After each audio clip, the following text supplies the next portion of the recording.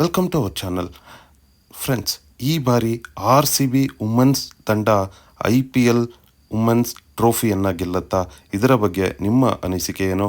ಕಳೆದ ಬಾರಿನೇ ಈ ತಂಡದ ಮೇಲೆ ಸಾಕಷ್ಟು ಭರವಸೆಗಳಿತ್ತು. ವಿರಾಟ್ ಕೊಹ್ಲಿ ಅವರು ಹೇಗೆ ಮೆನ್ ಕ್ರಿಕೆಟ್ನಲ್ಲಿ ಟಾಪ್ ಪರ್ಫಾರ್ಮರೋ, ಅದೇ ರೀತಿ ಸ್ಮೃತಿ ಮಂದಾನ ಅವರು ವುಮೆನ್ಸ್ ಕ್ರಿಕೆಟ್ನ ರಾಣಿ ಅಂತಲೇ ಹೇಳ್ಬೋದು. ಅವರು ಸಾಕಷ್ಟು ಅಭಿಮಾನಿಗಳನ್ನು ಹೊಂದಿದ್ದಾರೆ.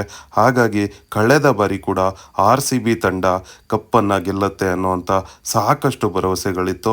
ಆದರೆ ಆ ಭರವಸೆಯನ್ನು ಸ್ಮೃತಿ ಮಂದಾನ ಅವರು ನನಸು ಮಾಡಲಿಲ್ಲ. ಬದಲಿಗೆ ಮುಂಬೈ ಇಂಡಿಯನ್ಸ್ನ ಹರ್ಮನ್ಪ್ರೀತ್ ಕೌರ್ ಅವರು ಆ ಒಂದು ಕಪ್ಪನ್ನು ಮುಂಬೈ ಇಂಡಿಯನ್ಸ್ಗೆ ಗೆದ್ದುಕೊಟ್ರು.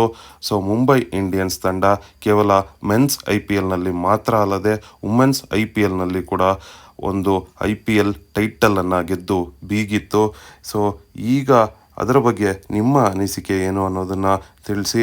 ಆ್ಯಕ್ಚುಲಿ ಈ ವುಮೆನ್ಸ್ IPLನಲ್ಲಿ 5 ತಂಡಗಳು ಆಡುತ್ತೆ. ಒಟ್ಟು 22 ಮ್ಯಾಚ್ಗಳು ನಡೆಯುತ್ತೆ. ಈ 22 ಮ್ಯಾಚ್ಗಳಲ್ಲಿ ಈಗಾಗಲೇ 15 ಪಂದ್ಯಗಳು ಮುಗಿದು ಹೋಗಿದೆ.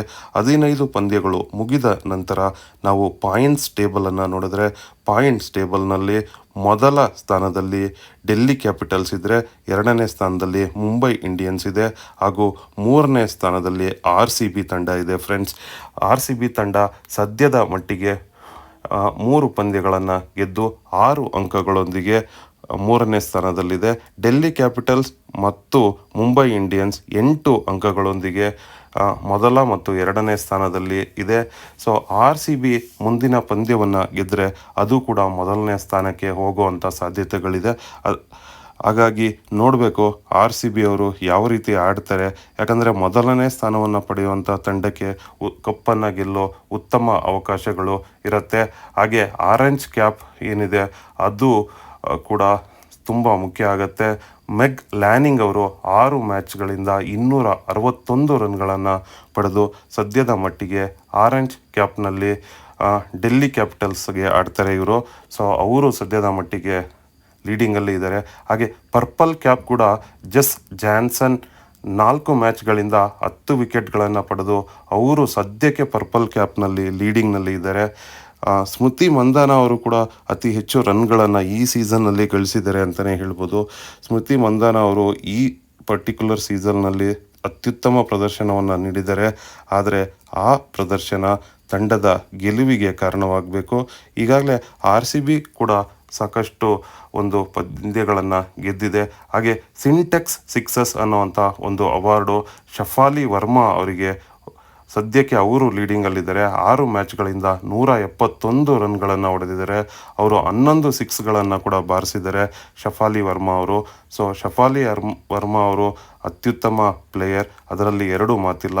ಹಾಗೆ punch EV electric striker of the season ಇದು ಜಸ್ ಜಾನ್ಸನ್ ಅವರು. ಇವರು ಕೂಡ ಡೆಲ್ಲಿ ಕ್ಯಾಪಿಟಲ್ಸ್ನ ಪರವಾಗಿ 4 ಮ್ಯಾಚ್ಗಳಿಂದ 62 ರನ್ಗಳನ್ನು ಗಳಿಸಿದ್ದಾರೆ. ಆದರೆ ಅವರ ಸ್ಟ್ರೈಕ್ ರೇಟ್ ಏನಿದೆ ಅದು ಸಖತ್ತಾಗಿದೆ. ಅದು 187.87 ಇರೋದರಿಂದ ಈ ಪಂಚ್ EV ಎಲೆಕ್ಟ್ರಿಕ್ ಅವಾರ್ಡನ್ನು ಸದ್ಯಕ್ಕೆ ಅವರು ಲೀಡ್ ಮಾಡ್ತಾ ಇದ್ದಾರೆ. ಸೊ ಇದು ಈಗಷ್ಟೇ 15 ಪಂದ್ಯಗಳು ಮಾತ್ರ ಮುಗಿದಿದೆ. ಹಾಗಾಗಿ ಯಾವುದೇ ಕಾರಣಕ್ಕೂ ಇದೆಲ್ಲದರಲ್ಲೂ ಕೂಡ ವ್ಯತ್ಯಾಸಗಳು ಕಂಡುಬರುತ್ತೆ. ಸೊ RCB ತಂಡ ಗೆಲುವಿನ ಸನಿಹಕ್ಕೆ ಬಂದಿದೆ ಅಂತ ಹೇಳ್ಬೋದು. RCB ಮುಂದಿನ ಪಂದ್ಯಗಳಲ್ಲಿ ಯಾವ ರೀತಿ ಆಡುತ್ತೆ, RCB ಪಂದ್ಯವನ್ನು ಗೆದ್ದು ಕಪ್ಪನ್ನು ತನ್ನದಾಗಿಸಿಕೊಳ್ಳುತ್ತಾ, ಇದರ ಬಗ್ಗೆ ನಿಮ್ಮ ಅಭಿಪ್ರಾಯವನ್ನು ಕಮೆಂಟ್ನಲ್ಲಿ ತಿಳಿಸಿ. ನಮಗೆ ಗೊತ್ತಿರುವಂತೆ ಸ್ಮೃತಿ ಮಂದಾನ ಅವರು ಉತ್ತಮ ಫಾರ್ಮ್ನಲ್ಲಿದ್ದಾರೆ. ಹಾಗೆ ಅವರಿಗೆ ಅಭಿಮಾನಿಗಳು ಕೂಡ ಸಾಕಷ್ಟು ಜಾಸ್ತಿ ಇದ್ದಾರೆ. ನಾನು ಕೂಡ ಆ್ಯಕ್ಚುಲಿ ಎರಡನೇ ಪಂದ್ಯ RCB ಮತ್ತು UP ವಾರಿಯರ್ಸ್ ಮಧ್ಯೆ ಎರಡನೇ ಪಂದ್ಯವನ್ನು ನೋಡೋದಕ್ಕೆ ಚಿನ್ನಸ್ವಾಮಿ ಸ್ಟೇಡಿಯಂಗೆ ಹೋಗಿದ್ದೆ. ಫ್ರೆಂಡ್ಸ್, ನಿಜಕ್ಕೂ ಆ ಚಿನ್ನಸ್ವಾಮಿ ಸ್ಟೇಡಿಯಂ, ನಾನು ಅಂದ್ಕೊಂಡಿದ್ದೆ ವುಮೆನ್ಸ್ ಪ್ರೀಮಿಯರ್ ಲೀಗ್ ಅಷ್ಟೊಂದು ರಶ್ ಇರಲ್ಲ ಅಂತ. ಆದರೆ ಇಡೀ ಕ್ರೀಡಾಂಗಣ ತುಂಬಿ ತುಳುಕ್ತಾ ಇತ್ತು ಅಂದರೆ ತಪ್ಪಾಗೋದಿಲ್ಲ. ಇಡೀ ಕ್ರೀಡಾಂಗಣದಲ್ಲಿ RCB ಅನ್ನೋ ಕೂಗು ಮುಗಿಲು ಮುಟ್ಟಿತ್ತು ಅಂತಲೇ ಹೇಳ್ಬೋದು. ಆ ಪಂದ್ಯದಲ್ಲಿ RCB ಜಯಬೇರಿಯನ್ನು ಬಾರಿಸಿತ್ತು. ಅಲ್ಲಿಂದ ಹೊರಗಡೆ ಬಂದು ನೋಡಿದ್ರೆ ನಿಜಕ್ಕೂ ಅಂದರೆ ಒಂದು ಮೆನ್ IPLಗೆ ಯಾವ ರೀತಿ ಸಪೋರ್ಟ್ ಇತ್ತು ಅದೇ ರೀತಿಯ ಸಪೋರ್ಟ್ ಇತ್ತು. ಆ ಒಂದು ಚಿನ್ನಸ್ವಾಮಿ ಸ್ಟೇಡಿಯಂನ ಹೊರಗಡೆ ಬಂದಾಗ ಸಾಕಷ್ಟು ಜನ ಅಲ್ಲೂ ಕೂಡ RCB ಅಂತ ಚೇರ್ ಮಾಡ್ತಾಯಿದ್ರು. ಜಂಗುಳಿನೇ ತುಂಬಿತ್ತು ಅಂತ ಹೇಳ್ಬೋದು. ಆದರೆ ಈ ವಾರ ಪಂದ್ಯಗಳು ಡೆಲ್ಲಿನಲ್ಲಿ ನಡೀತಾ ಇದೆ. ಸೊ ಡೆಲ್ಲಿನಲ್ಲಿ ಪಂದ್ಯಗಳು ನಡೀತಾ ಇದೆ. ಹಾಗಾಗಿ ಸದ್ಯದ ಮಟ್ಟಿಗೆ ನಾವು ಚಿನ್ನಸ್ವಾಮಿ ಸ್ಟೇಡಿಯಂನಲ್ಲಿ ಈ ಪಂದ್ಯಗಳನ್ನು ನೋಡೋಕ್ಕಾಗೋದಿಲ್ಲ.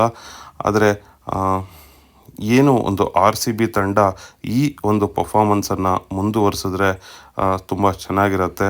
ಹಾಗೆ ಹರ್ಮನ್‌ಪ್ರೀತ್ ಕೌರ್ ಅವರು ಕೂಡ ಚೆನ್ನಾಗಿ ಆಡ್ತಾ ಇದ್ದಾರೆ. ಮುಂಬೈ ತಂಡವನ್ನು ಸಾಕಷ್ಟು ಒಂದು ಮುಂಚೂಣಿಯಲ್ಲಿ ತಂದು ನಿಲ್ಲಿಸಿದ್ದಾರೆ ಅಂತಲೇ ಹೇಳ್ಬೋದು. ಅವರ ಅನುಭವ ಮುಂಬೈ ಇಂಡಿಯನ್ಸ್ ತಂಡಕ್ಕೆ ಸಾಕಷ್ಟು ನೆರವಾಗ್ತಾ ಇದೆ. ಅವರ ಒಂದು ಅನುಭವ ಏನಿದೆ, ಎಕ್ಸ್ಪೀರಿಯನ್ಸ್ ಏನಿದೆ ಅದನ್ನು ಅವರು ಮುಂಬೈ ಇಂಡಿಯನ್ಸ್ ತಂಡಕ್ಕೆ ಧಾರೆ ಎರೆದಿದ್ದಾರೆ. ಸ್ಮೃತಿ ಮಂದಾನ ಅವರು ಕೂಡ ಸಾಕಷ್ಟು ಎಕ್ಸ್ಪೀರಿಯನ್ಸ್ ಇದೆ. ಇಂಟರ್ನ್ಯಾಷನಲ್ ಒಂದು ಮ್ಯಾಚ್ಗಳಲ್ಲಿ ಆಡಿದಂಥ ಸಾಕಷ್ಟು ಅನುಭವಗಳಿದೆ. ಆ ಅನುಭವಗಳ ಮೂಲಕ ಅವರು RCBಗೆ ಕಪ್ಪನ್ನು ಗೆದ್ದು ಕೊಡ್ತಾರೆ ಅಂತ ಅಂದ್ಕೊಳ್ತೀನಿ. ನೋಡೋಣ ಸ್ಮೃತಿ ಮಂದಾನ ಅವರು ಏನು ಮಾಡ್ತಾರೆ, ಯಾವ ಮ್ಯಾಜಿಕ್ ಮಾಡ್ತಾರೆ, ಮಿರಾಕಲ್ ಮಾಡ್ತಾರೆ, ನೋಡೋಣ ಫ್ರೆಂಡ್ಸ್.